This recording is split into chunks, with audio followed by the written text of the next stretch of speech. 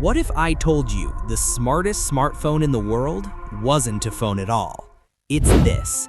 This is the Huawei Aito M9, and it is the car Apple wished they had the guts to build. It's got 10 screens, a LiDAR system that sees through fog, and a voice assistant that actually understands natural human speech. But here's the catch. If you live in the US, you can't buy one. We are looking at the ultimate forbidden fruit of the automotive world. While we're stuck in the past with laggy infotainment and 100K price tags, this 500 horsepower beast is redefining what a luxury SUV even means. From headlights that project movies to a chassis that scans the road 500 times a second, this is the future, and it's a lot cheaper than you think. Let's dive in. Okay, look at this thing. First impression, it's huge. It's 5.2 meters long. That is Mercedes GLS size. That is BMW X7 size. But it doesn't look like them. European cars are all about aggressive lines and angry grills, right? They want to look like they're going to eat you. This is different. They call the design language Kunpeng, which is some mythical Chinese bird-fish creature. But to me, it looks like a pebble, a really expensive aerodynamic pebble. It's slippery. The drag coefficient is 0.26. For a brick this size, that is physically impossible. That's better than a lot of sports cars. That is better than a Ford Mustang. Think about that, a 3-row SUV that cuts through the air cleaner than a muscle car. But hold on, let's talk about the face, because this is where the car starts showing off. Get in here, look at these eyes. These aren't headlights, these are Huawei X-Pixel intelligent projectors. This isn't just auto high beams or matrix LEDs, this is a literal projector. If you're driving at night and there's a construction lane narrowing the road, the car will project a carpet of light onto the asphalt to show you exactly how wide your car is so you don't scratch your rims. Bro, what? And if you're at a crosswalk and a pedestrian is waiting, the car projects a literal zebra crossing onto the road to tell them, go ahead. It communicates with pedestrians using light. Meanwhile, my Ford just blinds everyone with high beams and hopes for the best. And it gets crazier.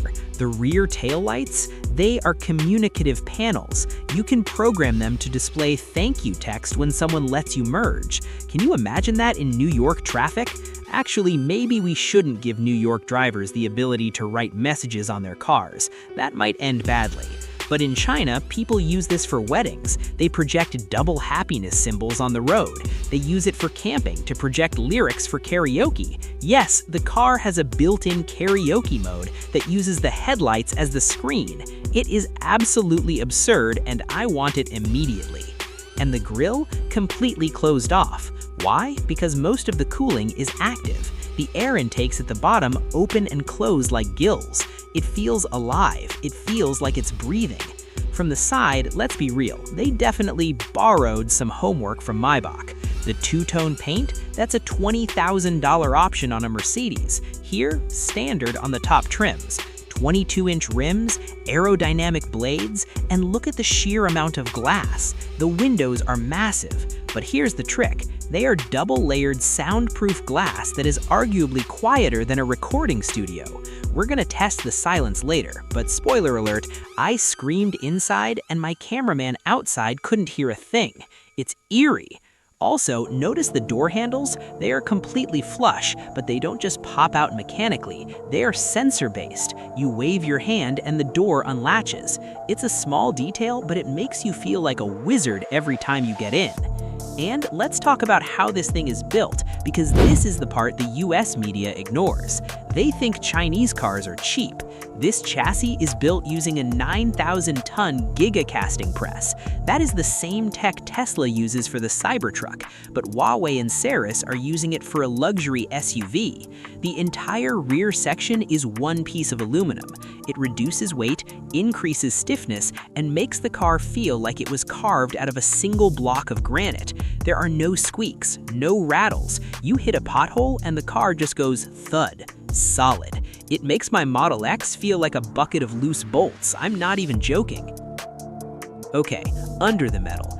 This is where it gets confusing for Americans, so stay with me. You can get this as a pure EV, or you can get the version everyone actually buys, the EREV. It has a 1.5-liter turbo engine, but, and this is key, the engine never drives the wheels. The engine is just a generator. It sits there sipping gas, charging the massive battery, while the electric motors do all the work. Result, you get the instant torque of an EV, you get the silence of an EV, but you get a total range of 1,400 kilometers. That is nearly 900 miles, people. You can drive from New York to Chicago on one tank and one charge without stopping. Let that sink in. No range anxiety, no broken chargers in a Walmart parking lot at 2 a.m., just drive. 0 to 60, 4.9 seconds for a house-sized SUV. If you get the pure EV version, 4.3 seconds. It launches like a rocket ship. You stomp the pedal and the nose lifts up and you are gone. And because it's electric drive, there are no gear shifts, just a seamless wave of torque that never ends. The Germans are still trying to figure out how to make a hybrid transition smoothly, and Huawei just said, why don't we just put a power plant inside the car? It's genius. It boasts the thermal efficiency of 41%, which for the car nerds out there is insanely high. It squeezes every drop of energy out of the fuel. Now, usually safety is the boring part. Oh, it has airbags. Cool. No, listen to this. This frame uses nuclear submarine-grade hot-formed steel. I didn't even know that was a grade. They claim this thing can withstand pressure that would crush a normal SUV into a soda can.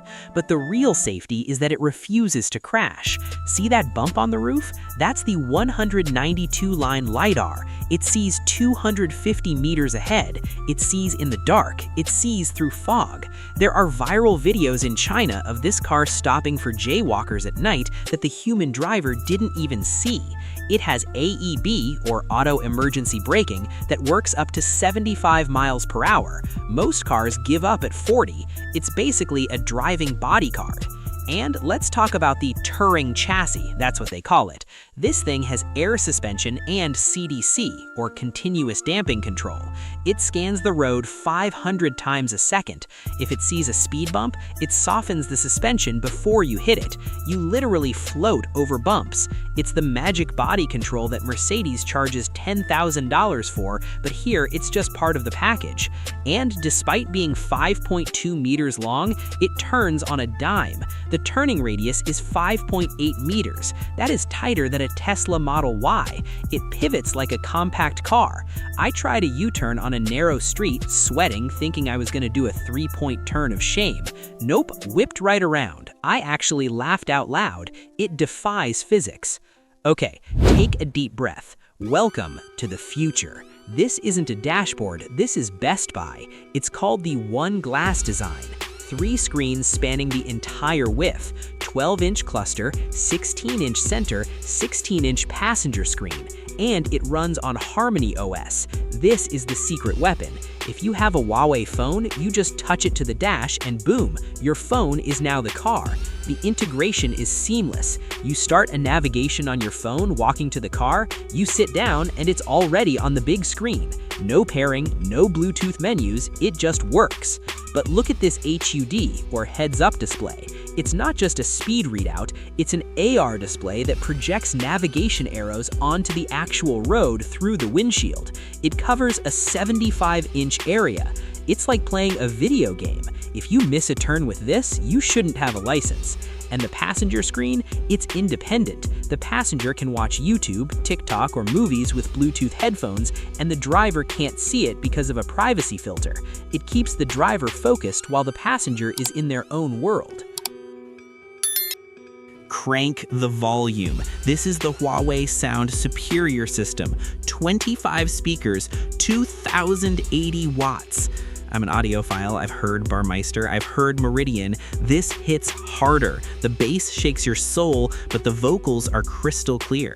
It has active noise cancellation that fights road noise like Bose headphones. And get this, it has privacy sound. It can focus the phone call audio to only the driver's headrest, so the passengers can't hear who you're talking to. Sneaky? Maybe. Useful? Absolutely. Okay, moving to the back. This is where the Mercedes comparisons really hurt. Press this button. This is zero gravity mode. The seat tilts back, the leg rest comes up, the whole thing rotates slightly. Bro, I am floating. It scans your body and adjusts the massage pressure automatically. It's a 10-point massage system, not just a vibrating lumbar support. It needs your back. And right here, a fridge, not a cooler, a fridge with a compressor. It goes from freezing to heating 50 degrees Celsius if you want warm tea. It holds 6 cans of Coke or a bottle of champagne. But I promised you a feature that no US car has. Look up. This is a laser projected screen. No backlit LED that hurts your eyes at night. It's a soft cinema quality projection. I'm sitting in zero gravity, getting a hot stone massage, eating ice cream from my fridge, watching Dune on a 32-inch theater screen. In traffic. How am I supposed to go back to driving my car after this? This isn't a car, it's a living room that does 0 to 60 in 4 seconds. And for the parents watching, this is genius. Look at the back of the front seats. See these magnetic ports? They call it MagLink. You can snap a Huawei tablet onto the back of the seat and it instantly charges and syncs with the car. The driver can control what the kids are watching from the front screen. You can lock their screens, you can see what they are seeing. It is the ultimate parenting tool. Stop fighting or I will turn off Bluey. Power, unlimited power. But is it practical? Yes, it's massive. With the third row up, you can still fit suitcases. With the third row down, you can fit, well, me, actually. There is a double bed mode. All the seats flatten out perfectly. People in China actually go camping in this. The car has a camping mode that keeps the AC running, the air filtered, and the battery powers your electric grill outside via the V2L, vehicle to load plug. It puts out 6 kilowatts of power. That's enough to run a house. You can run a coffee machine, a projector, and a hairdryer all at once. It's the ultimate apocalypse vehicle. Luxury hotel on the inside, tank on the outside. And yes, there are cup holders everywhere. Even the third row has USB-C ports that charge at 66 watts. 66 watts! That charges a laptop. Most cars give you those weak 5-watt ports that barely keep your phone alive. This car charges your MacBook Pro while you sleep.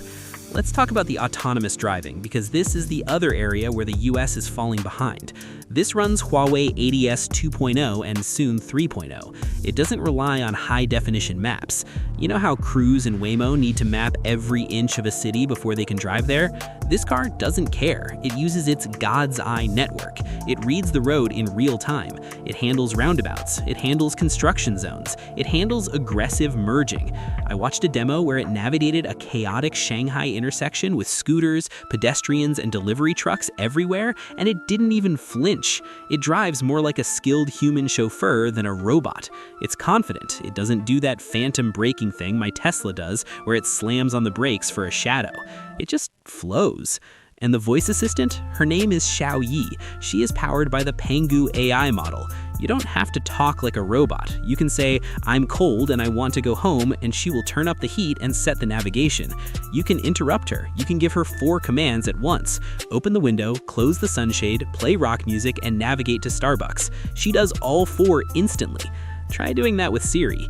Siri will just play Rock Lobster and call your ex-girlfriend. The difference in processing speed is embarrassing.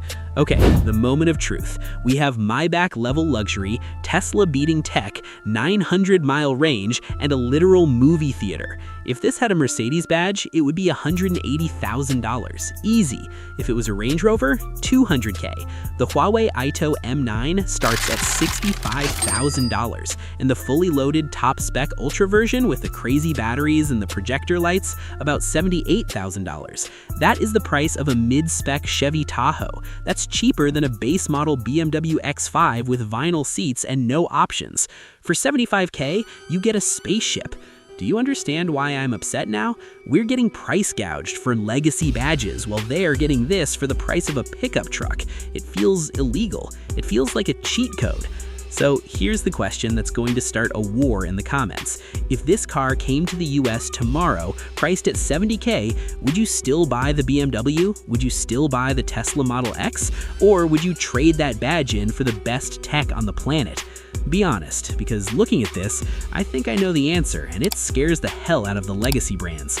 This isn't just a car, it's a wake-up call. It's a message that the era of charging $100K for plastic buttons and laggy screens is over. If you want to see more insane cars that the US government won't let us have, smash that subscribe button. We're going to hunt down every forbidden fruit in the car world. We're going to find the cars that make our local dealerships look like museums. I'm gonna go watch the rest of this movie in my driveway and maybe project a movie for the neighbors while I'm at it. Don't forget to like the video. It helps the algorithm show this to Elon Musk so he can start sweating. Peace.